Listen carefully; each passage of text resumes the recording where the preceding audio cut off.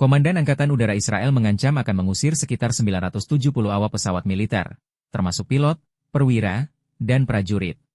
Sekitar 970 awak pesawat, beberapa di antaranya dalam dinas cadangan aktif, menandatangani surat yang menentang perang tetapi tidak menyerukan penolakan untuk bertugas, tulis surat kabar Israel, Haaretz, yang melaporkan protes para pilot tempur militer Zionis.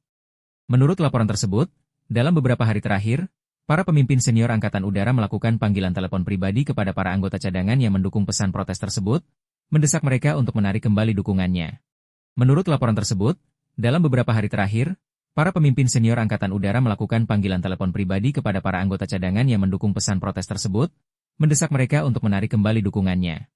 Setelah ancaman tersebut, hanya 25 penandatangan yang menarik nama mereka dalam daftar protes, sementara 8 lainnya meminta untuk menambahkan tanda tangan mereka.